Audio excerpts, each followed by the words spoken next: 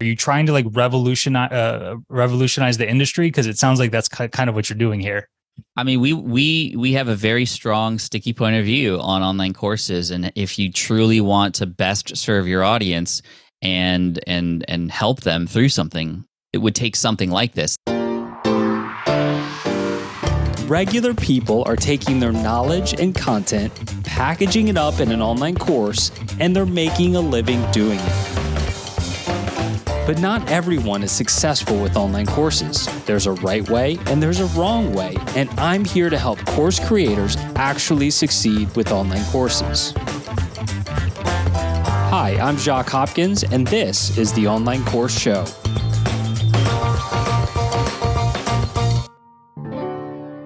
And welcome in. I am Jacques Hopkins, and we have a big milestone today. This is episode 200, and so glad you're joining me here today. For most of you, today's guest doesn't need much of an introduction, but for those of you that maybe aren't familiar with him, Pat Flynn has been one of the most influential people on me and my business journey. He's the host of the uber popular Smart Passive Income podcast. He's the author of several best-selling books like Superfans and Will It Fly? And of course, he is a course creator and has a very interesting take on courses. I've been following Pat's content about online business since before I started my piano course over 10 years ago now. And it's been very interesting seeing his journey into online courses because he didn't start there. He was big into affiliate marketing and blogging and podcasting. And it took him a while to actually release his first course. But once he did, the floodgates really opened. He released lots of courses. And lately, he and his team have actually introduced a new concept to the industry called community-powered courses. And that certainly was the primary focus of our conversation today. In this conversation, you'll hear about Pat's entire course story and why he switched to this model and how it works, and if you should consider following this model as well. We certainly dive into a few other topics too, like how to succeed on YouTube. He's had some really amazing recent successes there, and creating your first course with a beta group. So my intro is going to be a short one here today because I want to let this conversation really shine. So without further ado, here is the full conversation between myself and the one and only Pat Flynn. Pat Flynn, honored to have you on. Welcome to the Online Course Show. Dude, I'm grateful. I'm just returning the favor. You've been on my show a couple times, so thank you so much. Yeah, returning the favor. Thanks for that. Let's jump right in and talk about courses. You started your business, I think, around 2008, 2009. And I want to say it wasn't until, and correct me if I'm wrong on these dates, but around 2017 when you first launched your first online course. Why so long? Why so long? Wow. If only I could go back in time and do things sooner. It was mostly because of just fear. That, and in addition, I was already generating income in other means, specifically affiliate revenue. Now, the problem with affiliate revenue is you're basing your revenue and income on somebody else's product, right? So for a while, it was like, oh, somebody else already has a product like this. Why should I need to create my own version of it? I might as well send people to, John Lee Dumas for podcasting or, Amy Porterfield for email marketing, et cetera. And it was working. We had great partnerships and I was generating revenue, but the revenue was always split. And not only that, a lot of people didn't take me up on those affiliate offers because they wanted to learn from me specifically. But again, we were already serving our audience in all different kinds of ways. And I didn't want to just put a course out there because we could. But looking back again, it was actually a disservice to not do that because courses are a great way to, as you all know, to serve an audience. Now, I do want to tell you a quick story. My first online business was helping people pass an architecture exam back in 2008. I actually got laid off from architecture and I built a website. And then I created a PDF guide, not an online course, but it was like a study guide. It was $19.99. I sold that in October of 2008. I made $7,908.55 from that PDF file. Then the next month, the income continued to grow. It started to be 5 figures. And then I hired a team to build a native online course platform for my WordPress website. I haven't really told the story very much. And I paid them, a few $1,000s. They were the people who had built my website. I said, hey, can you create a modular sort of lesson situation where I can take the information from my book and actually put it into online course form? They set it up. I think it was like authority.net or something was the shopping cart and everything. And I never launched it. I was way too scared. It just felt like I wasn't even qualified enough to create an online course versus a PDF file that just had my notes in it. And I kick myself a lot because if I was making, 20 to 30K a month on a $19 ebook, people were paying several hundred, if not thousands of dollars to go to get this kind of information elsewhere. I could have charged, $2.99, $4.99 even, and it would have been a different story for sure. But lesson learned, 2017, first official online course came out on the smart passive income side of things, which was the brand I created to teach people online business and where you and I first connected. And that's the story. Well, I've listened to a lot of your content. I don't know that I've heard that story. That's really, really interesting. I got started back in 2013, and just back then, just finding the tech to have videos behind like a password protected area, a paywall, and all that was challenging. Mm-hmm. And so back in, I guess, 2008, you had somebody custom develop that type of thing. Do you know why you went that route? Were there any tools on the market already that would have allowed you to do that? I think the only tool was and maybe I'm wrong here, but Amember. If you know Amember, there was nothing else really. And again, because nobody had really done anything like that before, even ebooks were new back then. I had to sell the idea of an electronic book to my audience because they were so used to getting physical guides. So the idea of an online course was kind of new back then. And I think that was part of the reason why I didn't move forward, because I didn't want to either get embarrassed or just I didn't know what I was doing, and I was like, oh, the ebook stuff is working. I might as well just go back to that. And I again, that was definitely myself getting in my own way. But no, there weren't any really other options. They created it, and it's funny because later, several years down the road, there's a creator named Derek Halpern, who you probably know, Jacques, and over at Social Triggers, and he built his own thing to host online courses called Zippy Courses, which later got acquired by Samcart, and it looked exactly like what I had the guys built. I was like, no, if I had done that, not only would I have had more sales and better ability to help my architecture audience, I could have honed in on that software and have been early in the situation. Again, hindsight's 2020. I'm all good. I'm happy with the way things turned out and grateful that I finally pushed into online courses in 2017. What was the first course that you launched? The first course I launched was called, actually it was a free course called the Will It Fly Companion Course. So I had written a book called Will It Fly? And that actually came out in 2015. So technically my first online course that used an online course platform, it was on Teachable. It was just a companion course. The story behind that is there was a show that I was very involved with and very much, a fan of. My wife and I both went to these conventions. That show is called Walking Dead.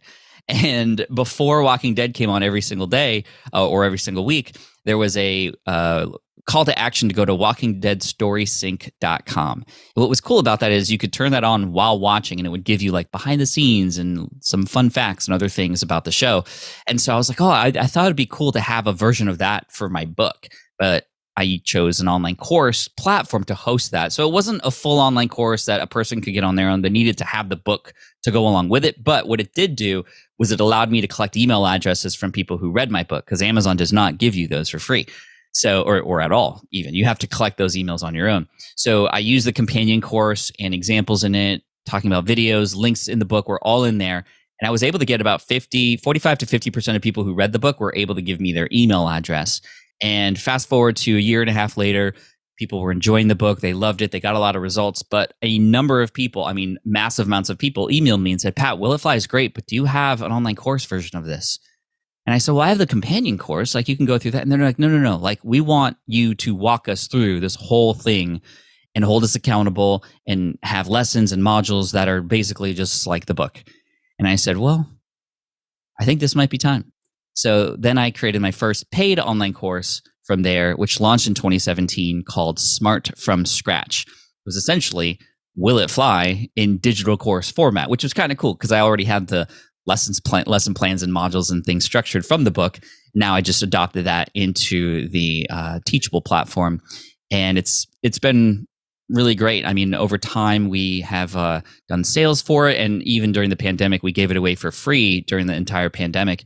And currently, I think there's like 45,000 people who've gone through that course. Not all paid, of course, but we're very proud of that course and what it's done. In addition to that, my first course about a specific part of business, not just like how to start a business, but like a particular sector of business. And this was the big one that really carried because it was a much more expensive course, and it really like opened my eyes to just how much revenue could be generated and how helpful something can be versus something for free that you might have. And that is my podcasting course called Power Up Podcasting. And we can get into the origin of that if you want, but I do got to credit one of my mentors back then, Chalene Johnson, because if it wasn't for her, this course would not exist. I'm familiar with the course because I did purchase it. I was looking up before we chatted, and it was almost 6 years ago that I signed up for it. So I think that it was one of the first times that you offered it. I had recently launched this podcast, and I was like, you know what? A little further direction from Pat sounds great. I had taken your free course or your free video series, I think preceded the full course. Maybe it was just free on YouTube. And I think that's how I initially launched it. And then once you had a paid version, a paid course, I signed up for that to try to make my podcast even better. So I'm a fan. It's Thank you. It's catapulted this, and we're still going 6 years later. So yeah, if you want to go into a little more detail about the origin of Power Up Podcasting, that'd be great. Yeah. So again, like I said earlier, I was an affiliate for John Lee Dumas, another very well-known podcaster, and his program, Podcaster's Paradise is what it was called. And I would always just send people over there because that's it did the job. But like I said, people reached out to me and were like, Pat, we want to hear from you. And I was like, no. It's just go to John's stuff. It's great. Well, a number of months later, Chalene Johnson, one of my mentors, she has an event called Marketing Impact Academy. And she was looking for a speaker. And she said, Pat, I'd love for you to speak. And at her event, she does those things where, a speaker will go on stage and then they'll promote something on stage, which I wasn't really a fan of. But she, for whatever reason, did it the right way. I don't know how. And I didn't know if I'd ever want to go down that route. But she said, Pat, I'd love to give you access to the 1,000, 1,500 people on my while on my stage under one condition. You have to promote an online course that you have, and then we'll share the revenue. And I said, I don't know. I feel icky about this. And she's like, okay, well, what online courses do you have? And I said, well, I have Smart from Scratch. And she's like, well, everybody here kind of already has a business. Do you have a podcasting course? I know you podcast a lot and you're kind of well known for that. And I said, no, I don't. And she's like, well, why don't you just launch one at my event? I said, what do you mean launch one at your event? She's like, you can use my audience as a beta group. So you create a presentation about podcasting, sell people into this course. I'm like, I don't have the course yet. She's like, I know. Sell it to prove it and validate it, and then make it alongside with them. And I was like, oh, okay. So like basically pre-sell on stage and validate while live. This sounds scary. And she said, okay, well, I guess you're not going to get on my stage, and it would be a great opportunity. You'd be missing out. And so she was, doing that thing to push me as a mentor. And she's like, I'll coach you. I'll train you. So I decided to make it happen. So I ended up building an outline for this entire course. And thankfully, I had a lot of experience in podcasting, and I've taught podcasting online, and I had the #1 YouTube video on how to start a podcast. So I had the structure.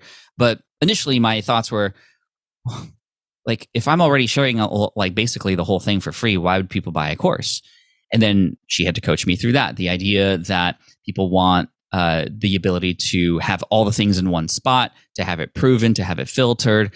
They want it in the way that you do it, and not with no distractions. People pay for convenience. And not only that, you're going to put a lot more into the digital version than you would online, especially when it comes to growth of your podcast. And I was like, wow, that's interesting, because my YouTube series was all about starting your podcast and just a little micro amounts of content about, okay, now where do you go from here? How do you grow it? Whereas I could focus on, and this became my positioning, not only is Power Up Podcasting going to show you how to launch your podcast, there's a lot of other places you can go to do that. This is going to be the course to teach you how to get found. And that became the positioning, the unique thing that we were able to provide, because I had that information. I knew, and I could help. I was helping people individually, and I could do that more on a grander scale on the online course.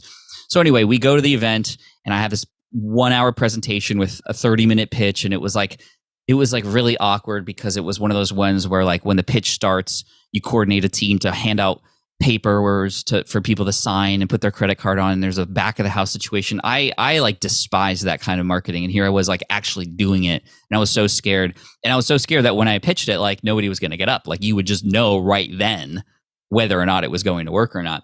Well, I talked about the podcast. I talked about my journey and what it did for me and what it's done for some of my students who I was just teaching individually. And I said, this is the first time I'm doing this. I'm just going to be honest with all of you. This course doesn't exist yet, but it's called Power Up Podcasting. And if all of you here are interested in bringing your voice into the podcasting space, I'm here to help you. And I have a brand new course that's being sold. And as soon as people said that, they started getting up and going back of the room, even before I like offered the price.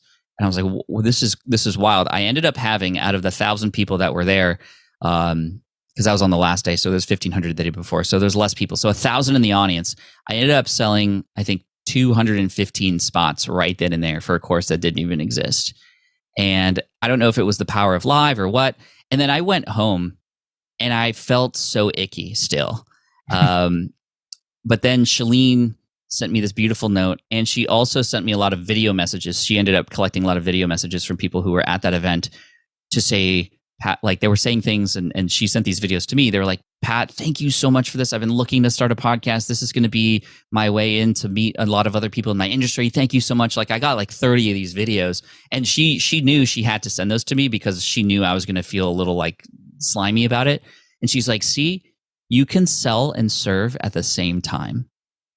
And I was like, oh my gosh, why did I always think selling was like a bad thing? This is why I avoided online courses for all these years, because affiliate marketing, I was just teaching people a process and saying, hey, use the same tool I used. You can get it, or you can do the free version of it, which is going to take much longer. So it never felt like selling. It was just kind of recommending things versus here's my own thing that I'm now selling. And those students like ran with it. Many of them became very successful. Many of them went full time. From Dr. Shannon Irvin to Dr. B and a number of other people in the audience. Like some of them are still friends. Rob from Disney Travel Secrets, a new podcast, he said his business increased by over 400% after a year after starting the show. He has to turn clients down now because of the input that's coming in. And he's now my Disney travel agent as a result of that. It's just so many amazing things happen when you put yourself out there. But that's how Power Up Podcasting started. A second version came out in 2019, and then we've just continually updated it just piece by piece over time. But that course alone has generated over, I think, $2.5 million now since that point. And not only that, again, more videos just on their own come in from people. And I even heard from you that it's helped you. And it's just amazing that with an online course, you can scale that teaching and help multiple people. And honestly, you'll never know every single person who goes through your course, and you'll get a random email one day that's just like, hey, I took your course a couple of years ago. It was awesome. Look at me now. It's like, what? Like, that's crazy, dude.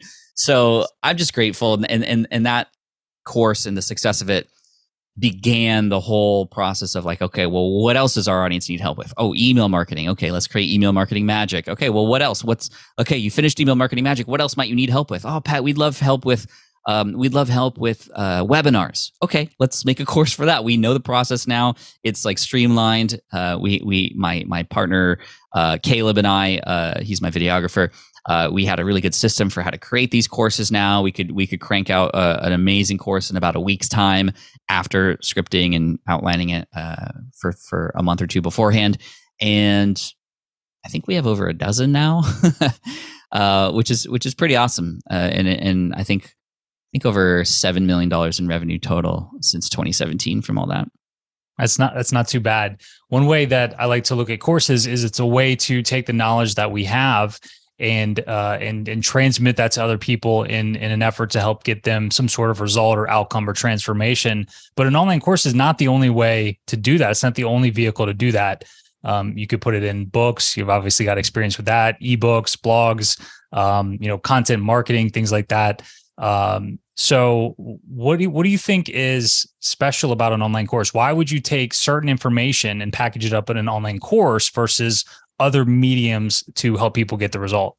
Yeah, I think again, because it's just more focused, and the idea of a paid course specifically is that there's some sort of transaction in the beginning of it that offers almost like a pledge or some accountability, right? Or a commitment, right? There's skin in the game now. And that as a result is going to help a person through it a little bit more than if you were to even offer it for free on a blog or a YouTube video or something, right? Like my YouTube series, I've updated it every other year for the last 9 years, has across those 9 years seen, I think in total over 10 million views. Not 10 million people started a podcast as a result of that, right? But the overall percentage of people who took Power Up Podcasting and then succeeded with it is much, much higher, right? We're over the 50% range at this point from as far as completion, and 50% for course completion is very high. We strive to make that as high as possible. We insert things inside of our course like FAQs in the middle of the lessons just for people who we know are asking questions during those times, emails that get triggered if they don't sign in after a certain period of time, etc. But even then, you can only go so far with helping a person all the way through. So we continually try to advance how we deliver this information to help people through and get a result. But yeah, the online course, again, I mean, when I take an online course, I take it because I'm focused on something and I want the best information right now to help me ultimately get the transformation as quickly as possible. That's, again, what you are offering as a course creator is you're promising that transformation, right? You're not selling, like nobody wakes up in the morning and says, I can't wait to buy an online course today, right? They want the result at the other end of the course. So this is why courses have, across the years, have taken a massive shift as far as like what's inside of them. I remember when I started in 2008 and 2010, I was buying online courses. A lot of the courses promoted the fact that they had 40 hours of video. Jacques, that was like the big pull. It was like 45 hours of content, 25 worksheets. Nobody wants that right now, right? Because back then, information wasn't available. So it's like, cool, more information, better. But we live in a day now where information is freely accessible to everybody with just a thumb swipe and a couple taps on a phone. So the information isn't actually the thing that people will be paying for anymore. It's the ability to go through that much more quickly, right? Like when you have a flat tire on the side of the road, I'm not going to pay somebody more because it took them 2 hours versus 15 minutes. I'm going to pay the person more to get it done in 10 minutes, right? Because we want that result more quickly. So this is why a lot of courses that we promote now and we have in our library are actually pretty short. I mean, you look at it, it's like an hour and a half of total content as far as video content, but it's only what you need to get the result that we promise. And that is a huge value add, and people love that now, right? Back then in 2010, if you're like, there's only an hour of video here, it's like, what? This isn't going to be worth it. People's time, people now know time is what's valuable, and that's essentially what they're paying for in an online course, the ability to save time and get that result.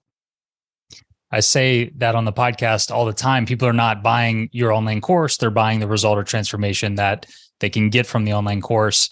So like with my piano course, I try to convey that I'm not selling an online piano course. I'm not selling piano lessons. I'm selling the ability for you to play songs you love on the piano in as little as 3 weeks. And that's something people will pay for. When I launched in 2013, I wasn't the first piano course, and the ones that existed were doing the things you were just talking about, right? We're going to teach you 40 different styles of piano. We're going to give you 364 pieces of sheet music, and it's 68 hours of content, you know, and that probably worked back then. Oh, by the way, all for like $20, right? Super cheap. Yeah, right. And so I came in and said, hey, look, there's 21 lessons, 21 days. It's probably the shortest course out there. And then I charged the most for it because I focused on the, you know, selling the result. And so I completely agree with what you're saying. Certainly very, very important. Yeah. I mean, and also with that, you're not just selling, you're going to be good at piano. You're selling the idea that I can go to a friend's house and they have a piano there and I can just bust out something and look good in front of everybody. Or perhaps you're starting my journey to go and play piano in a band or with my friends and have experiences and memories that I'll cherish forever, right? These are the kinds of pictures that you paint. I think we talked about that when you came on my show. And that's really important because, you know, a lot of the stuff that we teach as well is like, it helps you make more money or get more email subscribers. But why? Oh, so you can, why get more subscribers? So you can have a bigger list and make more money. Okay, but why? So that you can have a little bit more financial freedom in your life. Okay, but why? So that you can go places you want to go and be with who you want to be when you want to be with them. Oh, that's why this is all here, right? And so again, that's a great exercise if you have a sales page for your online course. Just keep asking why. Kids, I think, ask why a ton because they're curious. And for whatever reason, we as adults, we don't ask why as much as we should anymore. We stop being curious about, well, really, what's the reason why people are doing this or would get to take advantage of this? And so ask why. It's okay. I think it's fair to say at this point, you're on the online course bandwagon. You mentioned you have maybe a dozen courses now. And lately I've been seeing the promotions for the all access pass. So I'd like to get into that next. My understanding of it is I pay like one monthly or quarterly fee and I get access to all the courses. Is that what it is? And how's that going? Yeah, it sounds kind of crazy, especially when you look at the prices, right? So we basically sell our one-off online courses, the dozen or so each, for $499. So higher end premium courses. Again, we've done very, very well with them. But over time, especially post-pandemic, we've realized that the completion rates have gotten much lower. The way people learn is different, and what people actually need to succeed in our audience is very different. This is actually partly a result of the experience that we had launching a community in 2020. So we launched a community called SPI Pro. This is for our existing business owners in the audience who then were able to come together, and it wasn't more content. It was just connection. It was accountability. It was putting masterminds together. It was a forum, and people pay $99 a month to get access to that SPI Pro. But there's no additional content in there. Well, there's a couple pieces, but that's not what it's about. In fact, we ran a survey, and people, the last thing they wanted was more content in there. To speak to what we just mentioned earlier, people don't want more content now; they just want the result. And so, a lot of these business owners at this level know that results will come when they collaborate with others, they share information and all that kind of stuff, right? And we were able to filter, and we have an application process for that, et cetera. Well, we had never gotten the kind of feedback we've ever gotten from anything we've ever published or created or put together than what we've gotten from SPI Pro. Like, the feedback as a result of just creating a safe space for people to connect has been off the charts. But it was separate from our online courses. So we said, okay, well, how can we bring that kind of value into our online courses? I mean, our online courses have the ability for you to leave a comment after a lesson or a module, and you're not really connecting with people though. How, what can we do? So what we ended up doing was hiring a woman named Ashley, and she is a former teacher, and she's like an expert curriculum creator. We said, okay, Ashley, here's our dilemma. Our one-off courses are not as successful as they were as far as results. We're still selling them, but we didn't want to sell them just because we could sell them if we saw that they weren't actually providing as much value as they once did. So we need to solve this problem. How can we, with all that about curriculum and what gets people to kind of follow through? And she built something for us called the All Access Pass. She gave us this plan, and we were just like, this is genius. So what it is for a monthly payment, much smaller, $59 a month basically is what it comes down to, although we charge quarterly, so $179 per quarter. And you get access to every course in our library, dozen plus. You get access to the workshops that we've done, which we once sold for $99 each. And these are sort of like mini courses, 2-hour sessions live that are now recorded about things like very specific things like podcast advertising or video podcasting, or how to price your products. That was one that Matt run because he's a financial whiz. All those kinds of things are included as well. Not only that, though, you get access to very specific pathways through those courses. Because if we just offered everybody all of our courses and said, hey, you get access to all of our courses, cool, good luck, that's actually counter to what we're trying to do, because that would be even more content, more overwhelming. People don't need all those courses right now, but it's just the access to them that we're offering. And then depending on where you're at in your journey, if you're a starter, okay, here are the 4 courses that you need to take in this order, and you have access to them now. When you finish one, move on to the next, move on to the next. Start with Smart from Scratch, which will help you nail your niche and understand who your audience is. Then go to Build Your Brand, which is another course that we have, which then helps you build your website and build some real estate online, get your social channels going. And then take the Traffic Booster workshop to learn how to then bring traffic to that. And then from there, you have a branch. You can start a podcast if you'd like. You could start a YouTube channel. If you feel like you have an audience already, you can build an online course with our online course. So it becomes like pathways. Perhaps you already have a podcast.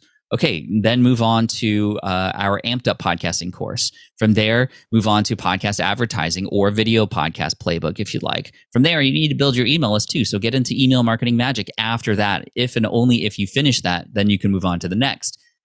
So that's pretty cool because those are kind of like all those pathways are sort of set already and you can just get on a particular road and go down that. In addition to that, you get access to a community of other students. And this is where the inspiration from SPI Pro came from. So now you are able to connect with other people who are in these various courses who are pretty much at the same level. And my team is there to also guide along the way. So you're getting access to my team. You're no longer going through these courses just on your own. And then the part of the All Access Pass that has been working probably most well is what we call our accelerators. So if you imagine you have this pass that you have with access to everything, we just launched this past Monday, actually. We just launched the YouTube from Scratch, which is our YouTube course, which is, again, for sale for $4.99 if you want on your own. But if you have the All Access Pass, you could take the YouTube from Scratch accelerator, which means everybody is heads down on YouTube for 6 weeks. With a guide, there's a lesson plan. Go through these lessons in these weeks and then go to office hours if you need help. It's asynchronous learning because there's no call at the beginning of the day that you have to or beginning of the week that you have to go to. Just get through the lessons by the week and turn in your homework. And then the next week we'll go on and move on to the next one. And it's been really great. It's sort of a different version of like a cohort-based course, but it's only accessible to these people. And it's been working so well. We have hundreds of people going through the YouTube one right now, and they're all going through it together, literally at the same time, watching the same lessons together. So you can imagine the different conversations that are happening. Hey, what did you choose for your channel name? Why did you choose that? Oh, what does your artwork look like? Where did you get that done? Oh, I got it done on Canva. Here's my file that you can use as a template. Now people are more likely to get through it together. We've run 2 accelerators since this launched last year, one for email marketing and one for podcasting, I believe.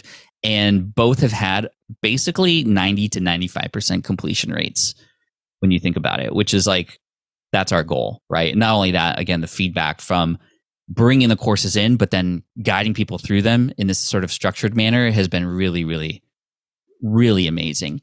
So here's the thing price-wise, right? $4.99 for one time, or basically $59 a month. If a person stays on for 10 months because they're a part of this community, they're getting access to the other courses, they're continuing on in the accelerators, etc., I've already made and generated more revenue than if I did the one time.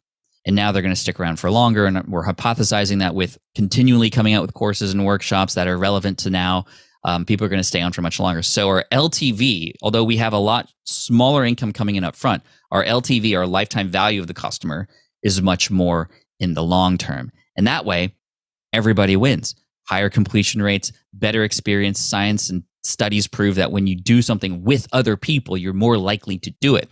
We're bringing that into the online course space now, and we're trying to take the lead on this sort of style we call community-powered courses. And we didn't come up with that term, but we really embrace it and love it. The like buzzwords that I've seen from you lately are the All Access Pass and then community-powered courses. And so I was fascinated to learn more about that. I maybe last week you did a live workshop on YouTube that I watched, and you were pitching the All Access Pass at the end. You were pitching the course. You're like, hey, you can get the course at $4.99, YouTube from Scratch, or look, $59 a month, you can get access to the course and a dozen other courses, plus all these other amazing bonuses. And I saw one of the things they get is the accelerators that you just talked about. And so I was curious to learn more about that, because I'm sure people are listening to this and like, I want like 90 to 95% completion rates. That sounds pretty amazing, like pretty unheard of. By the way, are you trying to like revolutionize the industry? Because it sounds like that's kind of what you're doing here. I mean, we have a very strong, sticky point of view on online courses, and if you truly want to best serve your audience and help them through something, it would take something like this. This is, again, the other way to go about it to almost ensure success is to go through a very traditional cohort-based course, right? Where you're meeting every week and you're like holding people's hand literally all through the entire process. That is something we've done, and we've had 100% completion rates or 99% completion rates with that. But we can only serve like 20 people at a time doing that. and it's a lot more intensive, and it's a lot more expensive. We charge like $2,900 for an intensive like that, where it's very, very personalized and custom tailored. So we tried to solve the problem of scalability with combining a cohort-based course with an online course and our community to create, again, what we're calling community-powered courses. And we just love to, instead of just telling everybody like this is what should happen, we just wanted to do it. And this was a big risk for us. It's a completely different kind of business model. We're losing a little bit more money up front compared to when we did launches and sold, 5-6 figures sometimes at a time when we were doing the one-offs. But again, we're here to best serve our audience long term, and we're here for the long term. So we know that we'll have much more revenue over time. And the beauty of this kind of style is we now have MRR, a monthly recurring revenue in our business for the first time. We have predictable income coming because it's like a membership style payment that is ongoing so long as people are getting value. And I love this idea too, because A, the barrier to entry is much lower at $59 a month or $179 a quarter. B, they're able to more likely see a result faster because of the way it's set up. And C, if they're not getting value, they can just leave, right? And that's great too. So yeah, it's been really neat, and we had some rough starts. I mean, we launched All Access Pass, and our pro members were like, "Yo, we're paying more just for the community. Like everybody gets access to all the things for much less. Like what about us?" So we actually just rolled All Access Pass into SPI Pro. Everybody who's in SPI Pro gets access to all that stuff as well. And they're, I mean, we did that last week, and they're stoked on it. Now on this promo for YouTube from scratch, again, I mean, imagine the setup. You just set it up perfectly. You can get the one-time course for YouTube from scratch for $4.99, and you're kind of on your own, which is totally cool. Or you can get access to all these things, the community, the pathways, the accelerators, and all the courses for just $59 a month. Kind of a no-brainer, right? If this makes sense for you, that's the way you're going to go. And we had, our goal was to bring 50 new people into All Access last week, and we brought 93 in. And so 93 new All Access students from that promotion, and then 3 people bought the one time. I mean, the numbers are clear, right?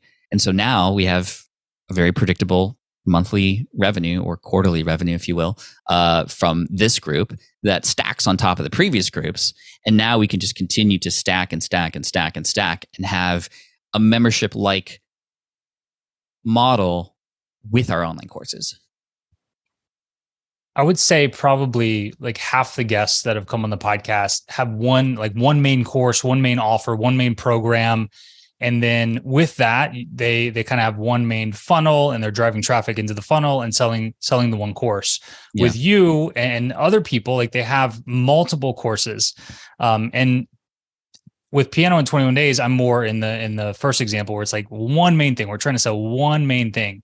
For those that have multiple programs, multiple online courses like you do, from your experience so far, would you recommend they try a model like this with the All Access Pass?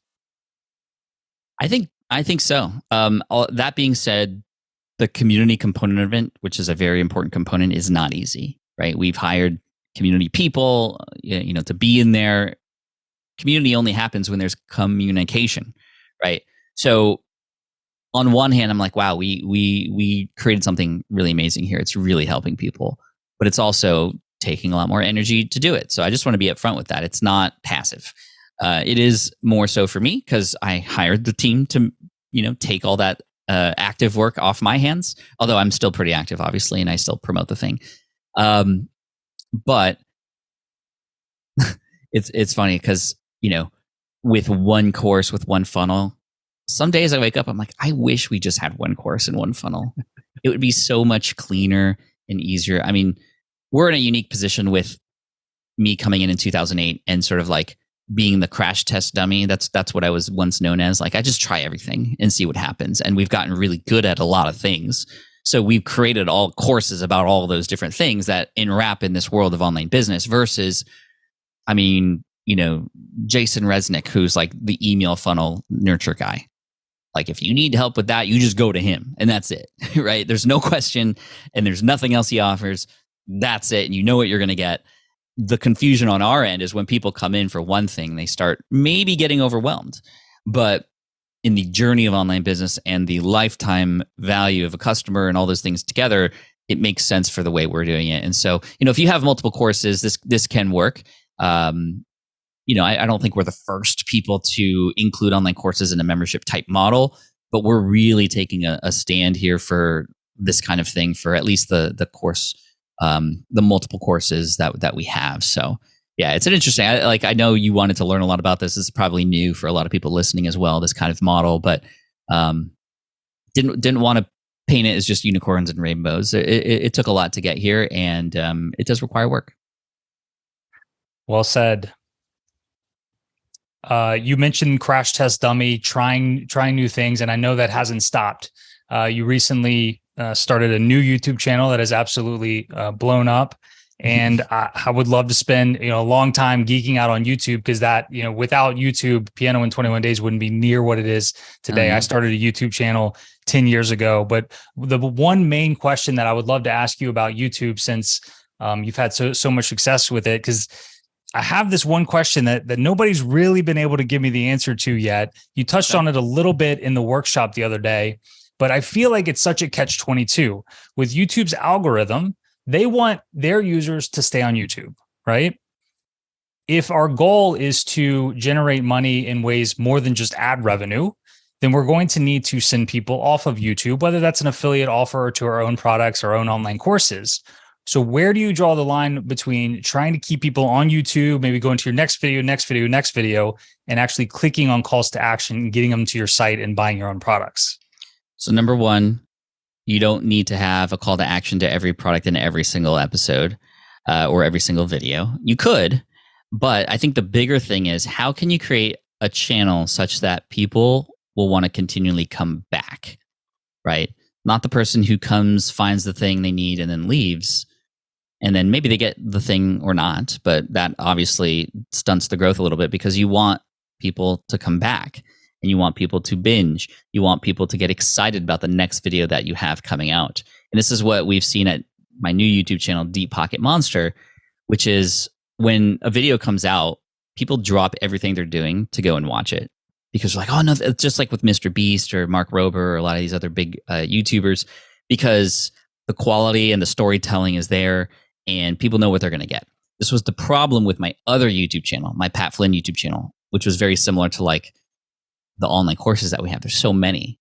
And so people come on YouTube, they find me for my podcasting tutorial, but then my next video is about affiliate marketing, or it's about search engine optimization or video. And so those people who came in for podcasting, that's not why they came to my channel and subscribed. So they see it pop up on their feed and then they don't click, which then signals to YouTube, oh, I guess, people in this particular audience profile that Pat has aren't really interested in this video. Well, that's because I'm confused about who the profile is. It's confusing because it's so general.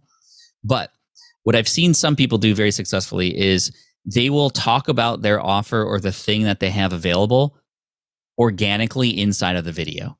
And they still make people go to the end. They still make people watch, but it's through that means that they get people interested, and it becomes a touch point. B, sometimes people go and actually do take action on that call to action. And C, many creators are now using YouTube Shorts to be the place where the call to actions happen, right? So that actually is separated from the long form videos, and a little bit more direction can happen through YouTube Shorts, which are obviously much shorter and much more quick. And then in addition to that, and I think this is the far most underutilized thing on YouTube, is YouTube ads. YouTube ads continually become a very, very successful platform for a lot of people that a lot of people don't want to do because it is hard. It's not easy. It requires Google AdWords. It's video, and video is scary to people versus like a Facebook or Instagram ad. So I would say every once in a while, having a direct clear call to action for your course, for example, would make sense. But how might you tell the story of one of your students and tell their story of transformation in the way that, well, the course just naturally comes up as a part of the story? Now you are holding people, you are telling a story that is even more able to come across a person's feed who may not even be interested in piano, who still wants to hear a story of transformation, which is very universal.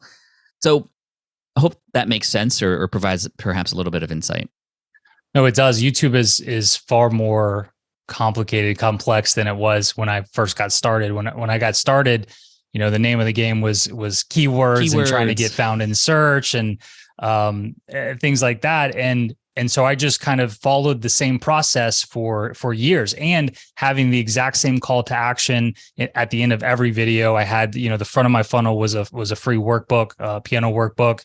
And eventually, a couple of years ago, I noticed my channel started declining. And so very common. Yeah. So I got I paid for a consultation with a YouTube expert, and that's the first time I learned that, like, look, the game has kind of changed. The game is more about being discoverable. We don't want to necessarily have a super strong call to action every single video. Like, hey, let's get them to watch another video and then another video, and then maybe send them off of YouTube or something like that. So we're starting to get back on track with YouTube, but it's interesting just how much it's changed in the past 10 years.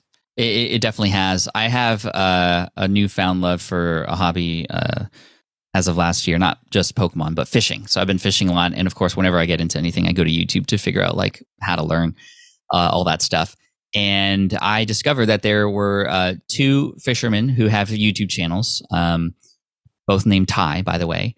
Ty number one, he started his channel back when we started a long time ago, 2010. And he was in the keyword game, right? And he got very big, 400,000 subscribers now as a result of just continually pumping out content that was about fishing lures, fishing line, all the keywords, right? The other Ty number two, started out that way, but after talking to him and after, like, he's actually a fan of Deep Pocket Monster, my Pokemon channel. He was like, Pat, you've inspired me to like stop chasing keywords and just create videos that I think fishermen would love to watch. And I'm just going to go for this year, 2023. He said he's just going to not worry about trying to come out with a video every single week. He's just going to create the best videos that his audience would want to watch that would hopefully keep people watching. So the first video that he came out with in 2023 was this about a bass study. It was like a study. He went very deep into it. It was a 23-minute video. And he texted me the other day. He's like, Pat, dude, it worked. It has like 1 million views now in just a couple weeks because it really struck a chord. It was so different, and people watched all the way through. Like, the retention rate's off the charts. And Ty number one is like, Ty number two, what the heck? Like, how did you do that? So now they're talking. But it just shows you, like, you're right. YouTube has definitely changed. And if you can hit browse and suggested traffic, which means people come across your title and the thumbnail on their home feed when they open, YouTube for free will give your video a shot.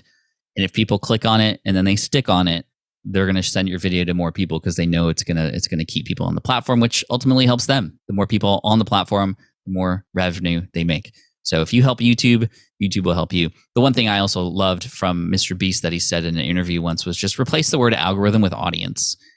Like, oh, I'm just trying to like do stuff for the algorithm. No, do stuff for the audience and do what they would want to see. A lot of human psychology goes into holding a person to watch a video, especially in this short form world that we live in right now.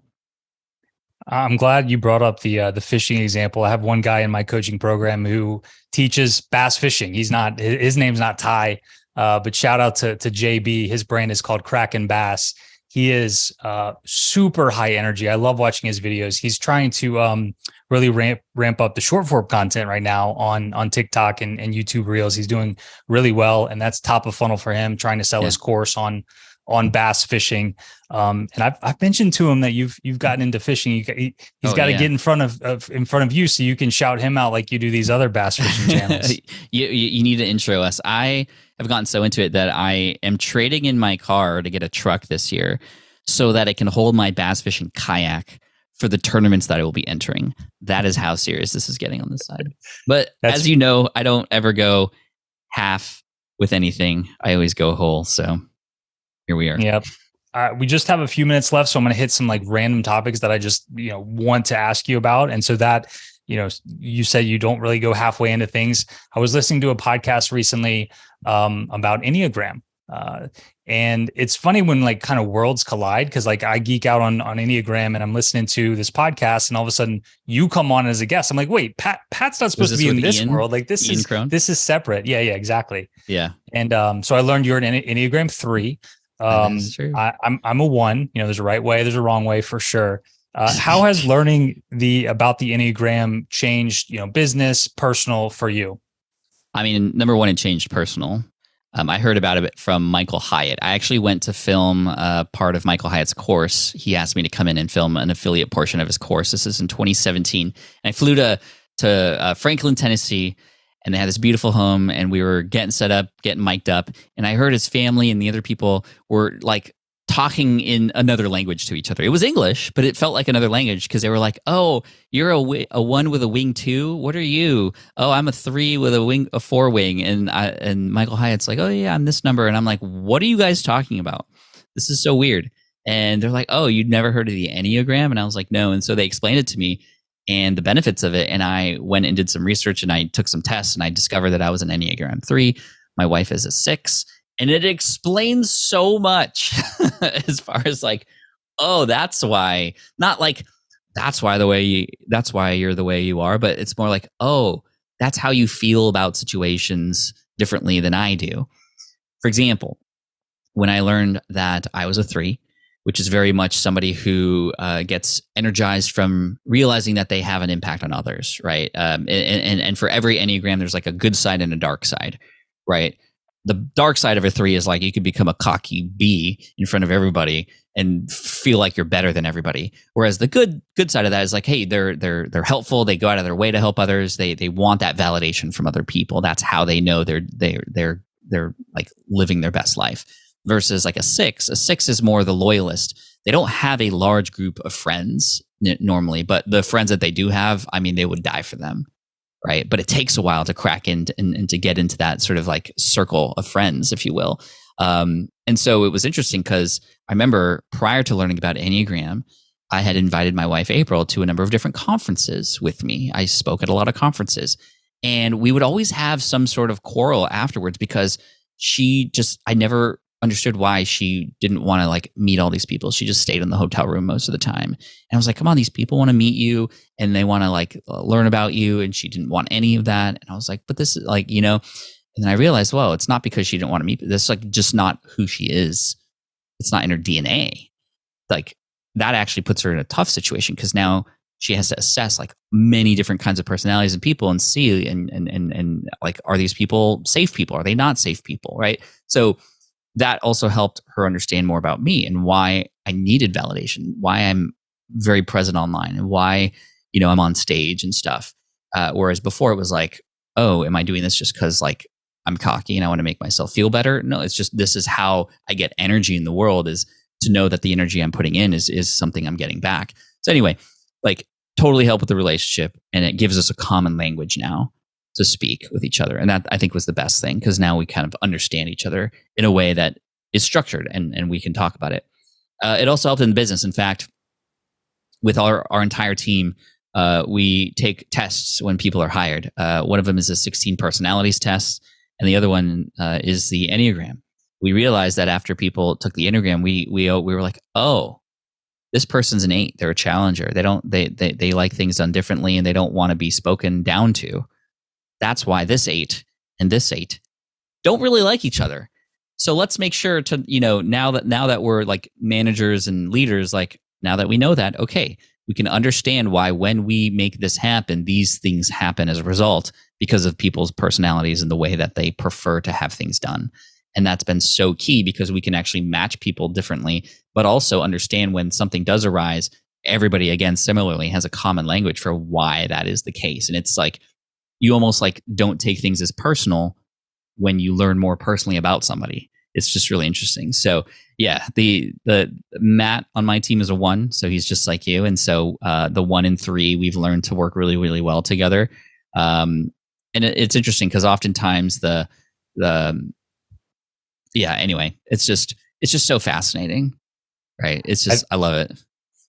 it's something to really nerd out on. I think a 1 and a 3 is probably a great combination for the top of a business. Yeah. When I was looking to hire an operations manager about a year ago, I also ran people through an Enneagram test because I was specifically looking for a 1 ideally, because I needed somebody that was going to be like even more 1 than me, because I like things a certain way. I like, all the I's dotted, T's crossed. And so that's something I really look for, especially in an operations person. If I'm going to wear like the visionary hat, then I need like an extra 1 over here. And so I've seen the benefits in both business and personal as well. Knowing my wife is a 9 explains so much. It explains so much about our fights, about, what she likes and doesn't like and all that. Yeah. So a 9 often will just say yes because they don't want to rough things up. They might not speak up about how they might feel at times until maybe it can be too late. So it's interesting when you learn this language. I mean, the downside of it is like you immediately start categorizing people in your life, and you don't want to do that. But then you have to think about like, okay, well, this is why this is helpful to learn so that I can better help them be a better friend, be a better husband, be a better wife, etc. I think it's natural to just think everybody's like us, and like 9s are very indecisive, right? And so I'm just like, babe, why can't you make a decision on this? You just can't make decisions. But now I actually understand. Pat, one more question for you. Sure. What's the best way to start an online course business today? Find one niche that you have interest in that you feel like you could serve in some way, shape, or form. One niche. Pick and find one community in that space to be a part of, learn about, get involved, have conversations. Find one person in that group who has a problem, a challenge, a struggle, just one. Help that one person get one result, just one. This exercise helps us in so many ways. It helps us figure out where these people exist, how to talk to them, what resonates with them, how to get a person to get and receive help, what the obstacles are around that. It helps you learn in a way that doesn't feel like it's big because it's with everybody. It's just with one person. You're learning so much. And at the end of this, when you get them one result, 2 things happen. Number one, you not only now have like a testimonial, more importantly, you now have the confidence that you can take a person to a result. And that's the biggest thing that a course creator struggles with, is oftentimes we create the course, and then when it's time to sell it, we're like, is this even going to work? I don't even know. And if you are doubting whether or not the course you're creating is going to work, how in the world is somebody who you're selling this to going to be confident in it, right? So either that, or you hire really good copywriters, they get in and they go, well, this isn't what I thought it was going to be. So find those results and get those transformations up front, and then you can build the course alongside those people. My favorite way to build is to go through that process, find one person, get one result, then go through a beta group while creating the course, a cohort-based X number of people, 10 people, to walk through the same process, now more refined, now with confidence in mind. Now maybe they're paying and they weren't before. That single person may or may not have to pay. You're going through the process, you're teaching them more in a group style manner. And you can either take those recordings and turn those into the online course, or you can re-record it one more time, which is typically what we do when we know it's like proven. We have multiple testimonials and stories to tell that now sell this thing, and we could sell it big when it's on its first go, even after the cohort-based style. Some people who have taught that strategy to do the cohort-based thing, they're like, I just am going to do this. Like, I don't even want to create an online course version. I'm just going to do the cohort thing because they love the interactions and they're more like extroverted and they prefer that. But then many others do that, and then they go, okay, well, that was hard, but let me put this in an online course now and kind of set it up in a way where I can now just focus on the marketing part of it. And again, now that you have testimonials, that answering the question of, well, is this going to work for me or not, is already answered for people. So that's the way I would run through it. Thanks for the advice. So those listening to this can follow that and get off the ground running. And before they know it, they're going to have 12 courses and an all access pass themselves. What is your next course going to be? Yeah, so we actually are developing a course about building communities, because that's something that we've become known for now. Circle is a company I advise. They use us as an example all the time. We've done a lot of YouTube videos to teach people about community. A lot of people ask us. Matt and I actually consult to help other companies build communities now. And so we're going to create an online community course, and we're going to be doing this alongside Circle as well. And it should be a nice solution for those who are like just at the start of their community building process. Amazing. Pat, thank you so much. Been a pleasure. Tell people where they can go to learn more about the All Access Pass. Yeah, thank you so much. If you head on over to smartpassiveincome.com/all-access, whether you are interested in that or not, go there to see like how it's structured and what's there and how we're positioning it. If anything, you can learn from that. But smartpassiveincome.com/all-access. And, we'd love to welcome you in. smartpassiveincome.com/all-access. Pat Flynn, thanks for being so generous with your time. Appreciate it. Thanks, brother. Appreciate you. And there you have it. So, of course, a true pleasure to get the opportunity to have Pat on my podcast. It's not the first time we've spoken. I've been on his podcast. I was on his little small coaching podcast years ago, about 3 different times. Ask Pat. And then I've been on his Smart Passive Income podcast as well. So I guess every time we talk, it's technically like kind of on air, if you will. But such an honor to have him on mine and really be able to geek out on online courses with someone like that. So this has been episode 200. To find all the links and show notes from today's episode, you hopefully know where to go by now, but that's going to be oc.show/200. And look, if you want some guidance on your own online course journey, whether you're starting from the beginning or you have an online course business already and you're looking to scale it, you're looking to fill in the missing gaps, you're looking to scale back your time, you're looking to automate, outsource, improve your funnel, improve your offer, and so on, then we do have a coaching program, and we're going to be reintroducing that to you very, very soon with some new tiers that I think you're really going to like. So that is not ready yet, but that is coming very, very soon. And so the best way to keep in touch with that is by joining the email list at theonlinecourseguy.com to be the first to know when that is available. So once again, head to theonlinecourseguy.com for more content, more information, and make sure to join the email list to be in the know about all the latest and greatest information about my coaching program.